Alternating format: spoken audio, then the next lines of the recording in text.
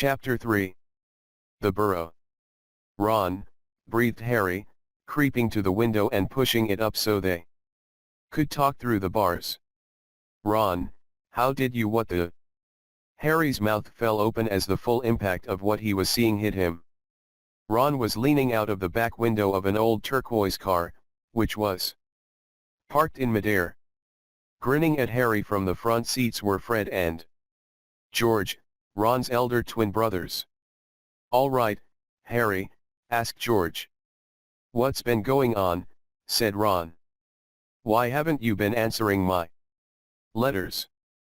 I've asked you to stay about 12 times, and then Dad came home and said you'd got an official warning for using magic in front of Muggles."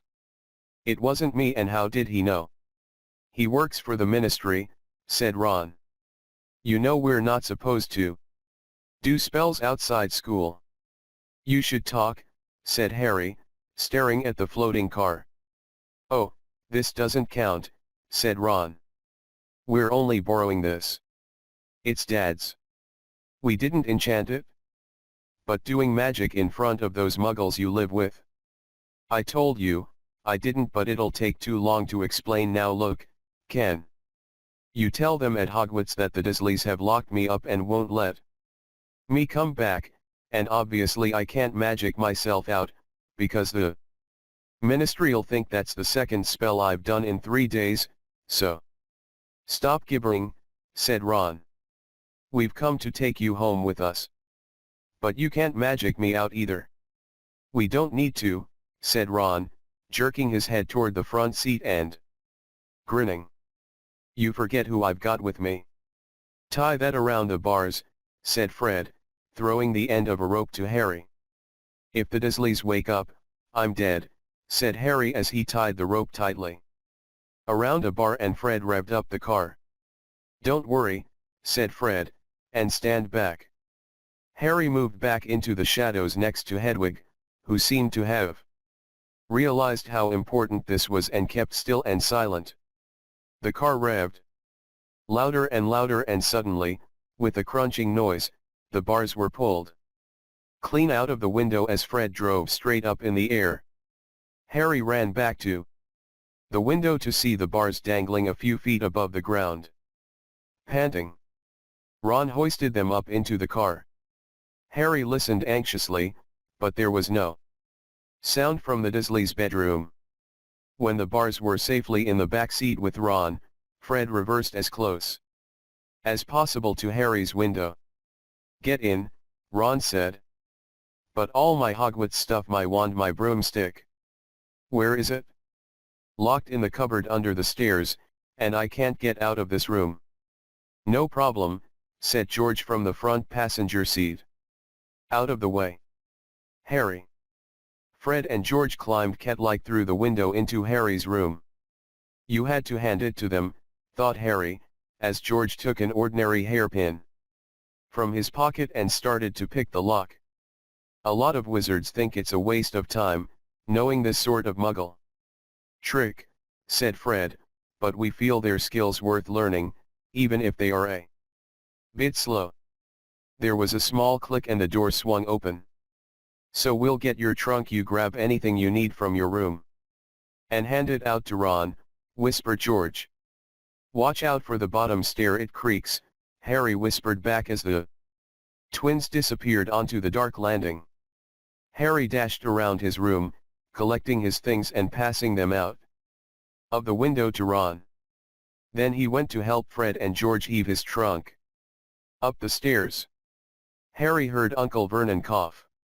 At last, panting, they reached the landing, then carried the trunk through Harry's room to the open window.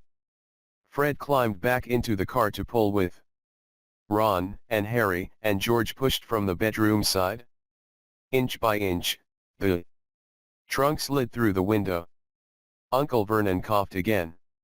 "A bit more," panted Fred, who was pulling from inside the car. "One good push." Harry and George threw their shoulders against the trunk and it slid out of the window into the back seat of the car. "Okay, let's go," George whispered.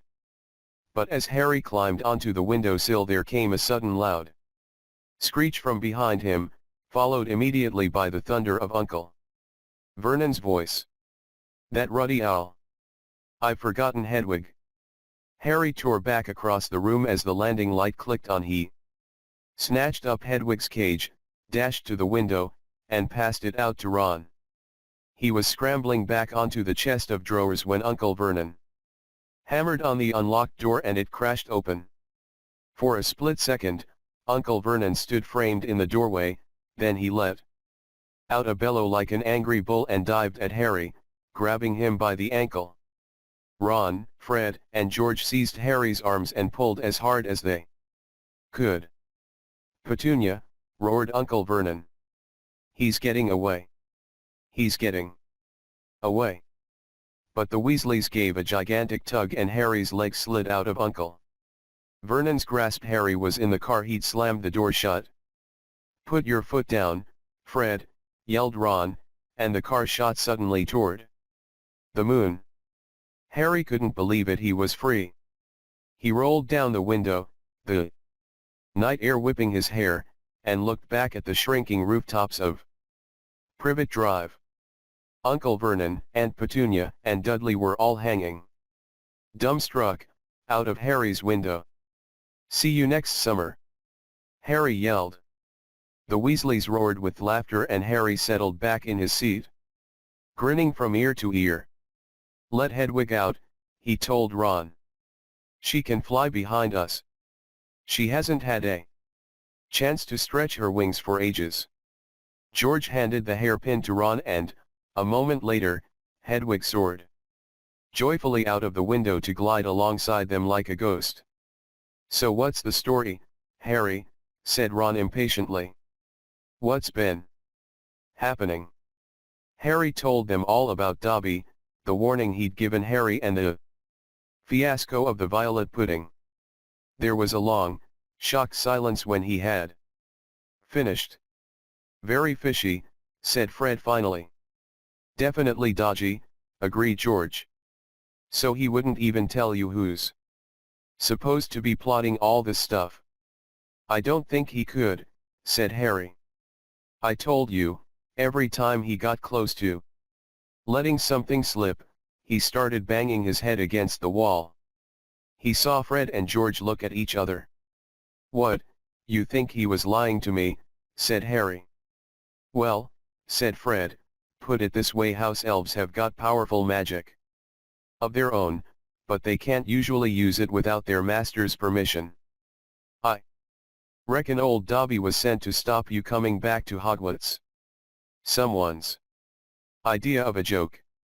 Can you think of anyone at school with a grudge against you?"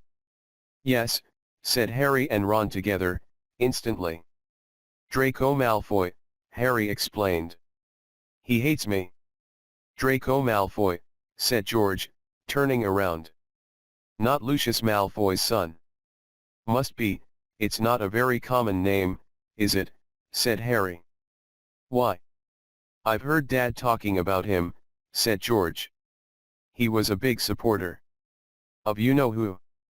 "And when you-know-who disappeared," said Fred, craning around to look at Harry, "Lucius Malfoy came back saying he'd never meant any of it. Load of dung. Dad reckons he was right in you-know-who's inner circle." Harry had heard these rumors about Malfoy's family before, and they didn't surprise him at all. Malfoy made Dudley Dursley look like a kind, thoughtful, and sensitive boy. "I don't know whether the Malfoys own a house elf," said Harry. "Well, whoever owns him will be an old wizarding family, and they'll be rich," said Fred. "Yeah, Mum's always wishing we had a house elf to do the ironing," said George. "But all we've got is a lousy old ghoul in the attic and gnomes all over the garden. House elves come with big old manors and castles and places like that. You wouldn't catch one in our house." Harry was silent. Judging by the fact that Draco Malfoy usually had the best of everything, his family was rolling in wizard gold, he could just see Malfoy strutting around a large manor house. Sending the family servant to stop Harry from going back to Hogwarts also sounded exactly like the sort of thing Malfoy would do. Had Harry been stupid to take Dobby seriously? "I'm glad we came to get you, anyway," said Ron. "I was getting really worried when you didn't answer any of my letters. I thought it was Errol's fault at first." "Who's Errol?" "Our owl. He's ancient. It wouldn't be the first time he'd collapsed on a delivery. So then I tried to borrow Hermes." "Who?" "The owl Mum and Dad bought Percy when he was made prefect," said Fred from the front. "But Percy wouldn't lend him to me," said Ron. "Said he needed him." "Percy's been acting very oddly this summer," said George, frowning. "And he has been sending a lot of letters and spending a load of time shut up in his room. I mean, there's only so many times you can polish a prefect badge. You're driving too far west, Fred," he added, pointing at a compass on the dashboard. Fred twiddled the steering wheel. "So, does your dad know you've got the car?" said Harry, guessing the answer. No," said Ron, "he had to work tonight. Hopefully we'll be able to get it back in the garage without Mum noticing we flew it." "What does your dad do at the Ministry of Magic, anyway?" "He works in the most boring department," said Ron. "The misuse of Muggle artifacts office." "The what?" "It's all to do with bewitching things that are Muggle-made, you know, in case they end up back in a Muggle shop or house. Like, last year, some old witch died and her tea set was sold to an antiques shop. This Muggle woman bought it, took it home, and tried to serve her friends tea in it. It was a nightmare. Dad was working overtime for weeks." "What happened?" "The teapot went berserk and squirted boiling tea all over the place and one man ended up in the hospital with the sugar tongs clamped to his nose. Dad was going frantic. It's only him and an old warlock called Perkins in the office and they had to do memory charms and all sorts of stuff to cover it up." "But your dad, this car?" Fred laughed. "Yeah, Dad's crazy about everything to do with Muggles. Our shed's full of Muggle stuff. He takes it apart, puts spells on it, and puts it back together again. If he raided our house he'd have to put himself under arrest. It drives Mum mad." "That's the main road," said George, peering down through the windshield. "We'll be there in 10 minutes. Just as well, it's getting light." A faint pinkish glow was visible along the horizon to the east. Fred brought the car lower, and Harry saw a dark patchwork of fields and clumps of trees. "We're a little way outside the village," said George. "Ottery St. Catch pole." Lower and lower went the flying car. The edge of a brilliant red sun was now gleaming through the trees. "Touchdown," said Fred as, with a slight bump, they hit the ground. They had landed next to a tumble-down garage in a small yard, and Harry looked out for the first time at Ron's house. It looked as though it had once been a large stone pigpen, but extra rooms had been added here and there until it was several stories high and so crooked. It looked as though it were held up by magic, which, Harry reminded himself, it probably was. 4 or 5 chimneys were perched on top of the red roof. A lopsided sign stuck in the ground near the entrance read, "The Burrow." Around the front door lay a jumble of rubber boots and a very rusty cauldron. Several fat brown chickens were pecking their way around the yard. "It's not much," said Ron. "It's wonderful," said Harry happily, thinking of Privet Drive. They got out of the car. "Now, we'll go upstairs really quietly," said Fred, "and wait for Mum to call us for breakfast. Then, Ron, you come bounding downstairs going, 'Mum, look who turned up in the night,' and she'll be all pleased to see Harry." And no one need ever know we flew the car. Right, said Ron. Come on, Harry, I sleep at the top. Ron had gone a nasty greenish color, his eyes fixed on the house. The other three wheeled around. Mrs. Weasley was marching across the yard, scattering chickens, and for a short, plump, kind-faced woman, it was remarkable how much she looked like a saber-toothed tiger. Ah, said Fred. Oh, dear, said George.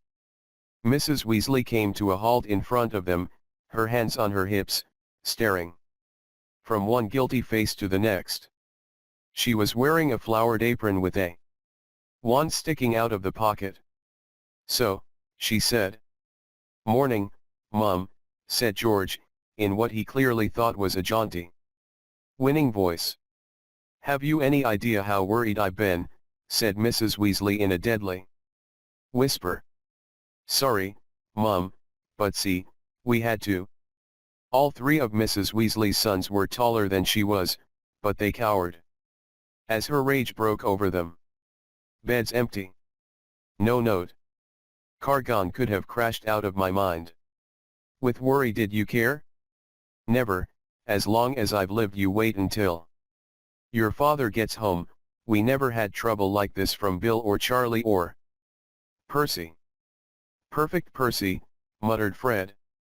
You could do with taking a leaf out of Percy's book, yelled Mrs. Weasley, prodding a finger in Fred's chest. You could have died, you could have been seen, you could have lost your father his job. It seemed to go on for hours. Mrs. Weasley had shouted herself hoarse before she turned on Harry, who backed away. I'm very pleased to see you, Harry, dear, she said. Come in and have some breakfast. She turned and walked back into the house, and Harry, after a nervous glance at Ron, who nodded encouragingly, followed her. The kitchen was small and rather cramped. There was a scrubbed wooden table and chairs in the middle, and Harry sat down on the edge of his seat, looking around. He had never been in a wizard house before. The clock on the wall opposite him had only one hand and no numbers at all. Written around the edge were things like time to make tea, time to feed the chickens, and you're late. Books were stacked 3 deep on the mantelpiece, books with titles like Charm Your Own Cheese, Enchantment in Baking, and 1 Minute Feasts Its Magic. And unless Harry's ears were deceiving him, the old radio next to the sink had just announced that coming up was Witching Hour, with the popular singing sorceress, Celestina Warbeck. Mrs. Weasley was clattering around, cooking breakfast a little haphazardly, throwing dirty looks at her sons as she threw sausages into the frying pan. Every now and then she muttered things like "don't know what you were thinking of," and never would have believed it. I don't blame you, dear, she assured Harry, tipping 8 or 9 sausages onto his plate. Arthur and I have been worried about you, too. Just last night, we were saying we'd come and get you ourselves if you hadn't written back to Ron by Friday. But really, she was now adding 3 fried eggs to his plate, flying an illegal car halfway across the country. Anyone could have seen you. She flicked her wand casually at the dishes in the sink, which began to clean themselves, clinking gently in the background. It was cloudy, Mum, said Fred. You keep your mouth closed while you're eating. Mrs. Weasley snapped. They were starving him, Mum, said George. And you, said Mrs. Weasley, but it was with a slightly softened expression that she started cutting Harry bread and buttering it for him. At that moment there was a diversion in the form of a small, red-headed figure in a long night dress, who appeared in the kitchen, gave a small squeal, and ran out again. Ginny, said Ron in an undertone to Harry. My sister. She's been talking about you all summer. Yeah, she'll be wanting your autograph, Harry, Fred said with a grin, but... He caught his mother's eye and bent his face over his plate without another word. Nothing more was said until all 4 plates were clean, which took a surprisingly short time. "Blimey, I'm tired," yawned Fred, setting down his knife and fork at last. "I think I'll go to bed and—" "You will not," snapped Mrs. Weasley. "It's your own fault you've been up all night. You're going to denome the garden for me, they're getting completely out of hand again." "Oh, Mum. And you too," she said, glaring at Ron and George. "You can go up to bed, dear," she added to Harry. "You didn't ask them to fly that wretched car." But Harry, who felt wide awake, said quickly, "I'll help Ron. I've never seen a denoming." "That's very sweet of you, dear, but it's dull work," said Mrs. Weasley. "Now, let's see what Lockhart's got to say on the subject." And she pulled a heavy book from the stack on the mantelpiece. George groaned. "Mum, we know how to denome a garden." Harry looked at the cover of Mrs. Weasley's book. Written across it in fancy gold letters were the words Gilderoy Lockhart's Guide to Household Pests. There was a big photograph on the front of a very good-looking wizard, with wavy blonde hair and bright blue eyes. As always in the wizarding world, the photograph was moving. The wizard, who Harry supposed was Gilderoy Lockhart, kept winking cheekily up at them all. Mrs. Weasley beamed down at him. "Oh, he is marvelous," she said. "He knows his household pests, all right. It's a wonderful book." "Mum fancies him," said Fred, in a very audible whisper. "Don't be so ridiculous, Fred," said Mrs. Weasley, her cheeks rather pink. "All right, if you think you know better than Lockhart, you can go and get on with it, and woe betide you if there's a single gnome in that garden when I come out to inspect it." Yawning and grumbling, the Weasleys slouched outside with Harry behind them. The garden was large, and in Harry's eyes, exactly what a garden should be.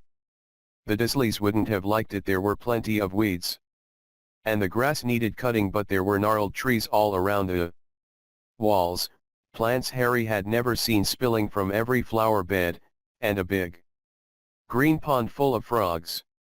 "Muggles have garden gnomes, too, you know," Harry told Ron as they crossed the lawn.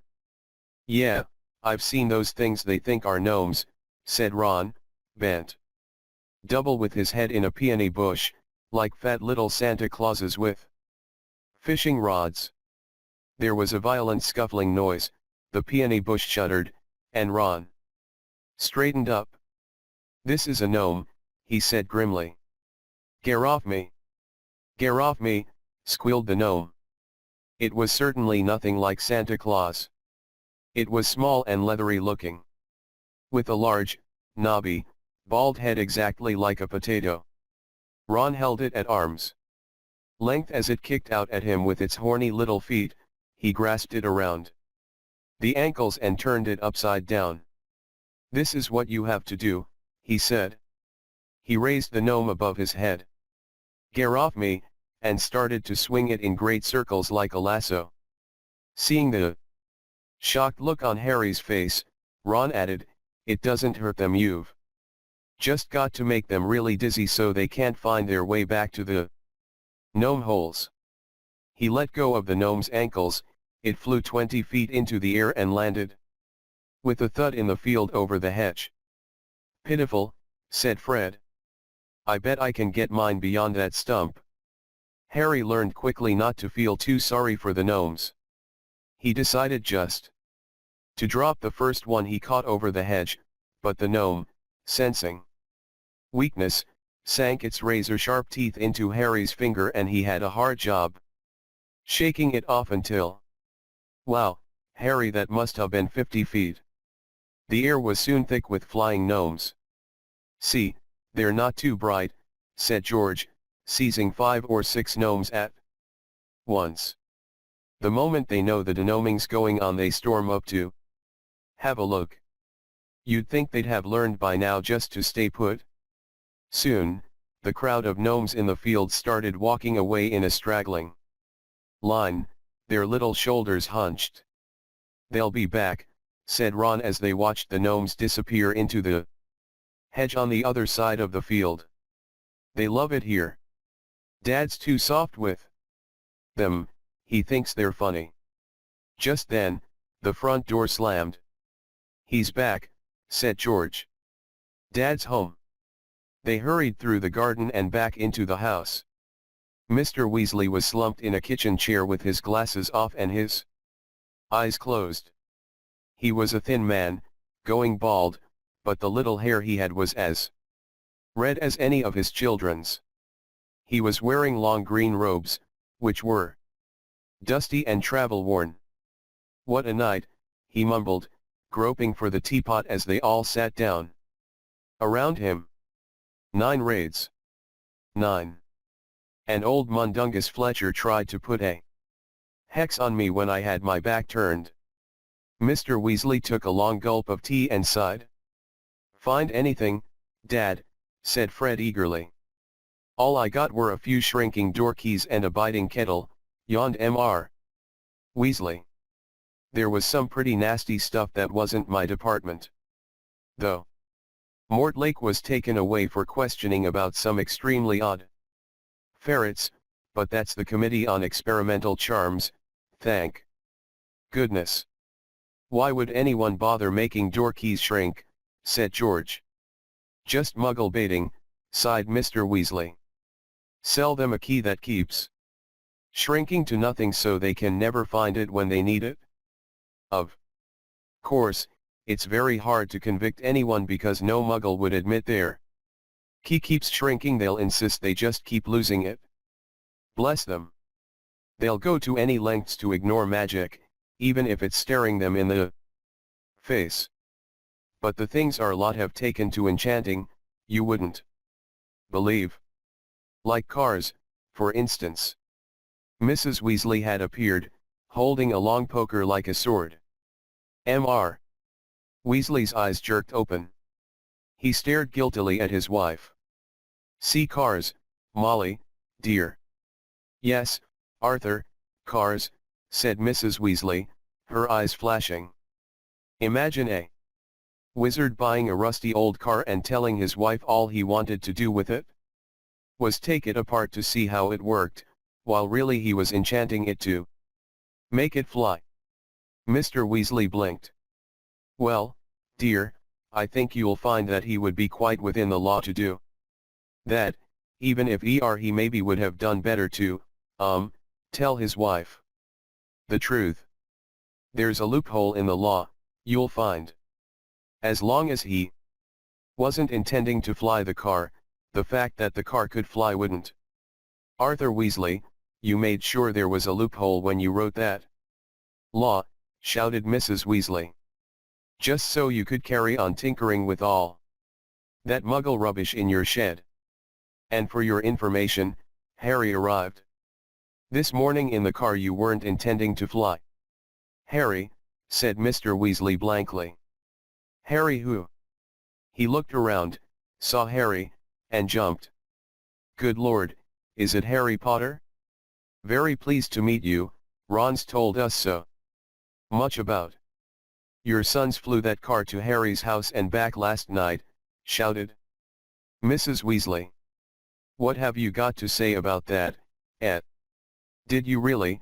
said Mr. Weasley eagerly. "Did it go all right?" I mean," he faltered as sparks flew from Mrs. Weasley's eyes, that was very wrong, boys, very wrong indeed." "Let's leave them to it," Ron muttered to Harry as Mrs. Weasley swelled like a bullfrog. "Come on, I'll show you my bedroom." They slipped out of the kitchen and down a narrow passageway to an uneven staircase, which wound its way, zigzagging up through the house. On the third landing, a door stood ajar. Harry just caught sight of a pair of bright brown eyes staring at him before it closed with a snap. Ginny, said Ron. You don't know how weird it is for her to be this shy. She never shuts up normally. They climbed 2 more flights until they reached a door with peeling paint. And a small plaque on it, saying Ronald's room. Harry stepped in, his head almost touching the sloping ceiling, and blinked. It was like walking into a furnace. Nearly everything in Ron's room seemed to be a violent shade of orange, the bedspread, the walls, even the ceiling. Then Harry realized that Ron had covered nearly every inch of the shabby wallpaper with posters of the same 7 witches and wizards, all wearing bright orange robes, carrying broomsticks, and waving energetically. Your Quidditch team, said Harry. The Chudley Cannons, said Ron, pointing at the orange bedspread, which was emblazoned with 2 giant black C's and a speeding cannonball. 9th. In the league. Ron's school spell books were stacked untidily in a corner, next to a pile of comics that all seemed to feature the adventures of Martin Miggs, the Mad Muggle. Ron's magic wand was lying on top of a fish tank full of frog spawn. On the windowsill, next to his fat grey rat, Scabbers, who was snoozing in a patch of sun. Harry stepped over a pack of self-shuffling playing cards on the floor and looked out of the tiny window. In the field far below he could see a gang of gnomes sneaking one by one back through the Weasleys' hedge. Then he turned to look at Ron, who was watching him almost nervously, as though waiting for his opinion. It's a bit small, said Ron quickly. Not like that room you had with the Muggles. And I'm right underneath the ghoul in the attic, he's always banging on the pipes and groaning. But Harry, grinning widely, said, this is the best house I've ever been in. Ron's ears went pink.